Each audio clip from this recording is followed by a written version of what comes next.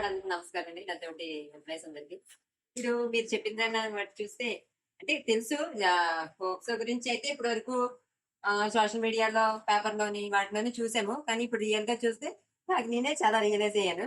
అంటే పిల్లలకి ఏ విధంగా ఎలా చెప్పాలి? అంటే మనకు తెలిసిన పిల్లలకే కాదు, మనకు పుట్టిన వాళ్ళకే కాదు, మన చుట్టూ ఉన్న పిల్లలకి కూడా కొంచెం దీని గురించి ఎక్స్‌ప్లెయిన్ చేయగలగాలి.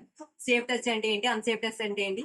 వాళ్ళని ఎలా మోటివేట్ చేయాలి? మనకి సరౌండింగ్స్ లో ఉన్న పిల్లలు కూడా చెప్పడం కూడా చాలా ఇంపార్టెంట్. పోక్సో చట్టం గురించి ఇప్పటివరకు మాకు తెలియని విషయాలు చెప్పారు.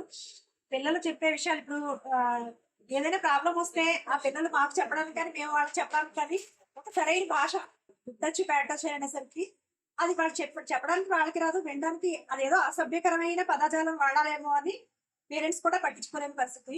కానీ ఇప్పుడు చెప్పిన విషయాల్లో గుడ్డచ్ పేడచ్కి సంబంధించి వాళ్ళు ప్రైవేట్ స్పాట్స్ గురించి చాలా బాగా చెప్పారు. ఇంకోటి ఏంటంటే సొసైటీలో చిన్న పిల్లల దగ్గర నుంచి పిల్లలు మన దగ్గరే పెరుగుతారు, తల్లిదండ్రుల దగ్గరే పెరుగుతారు.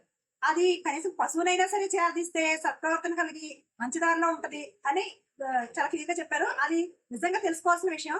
కానీ పశువులు కూడా చేరదీసి మంచి దారిలో పెట్టే మంచిగా చేసుకునే అవకాశం ఉంది మనకి.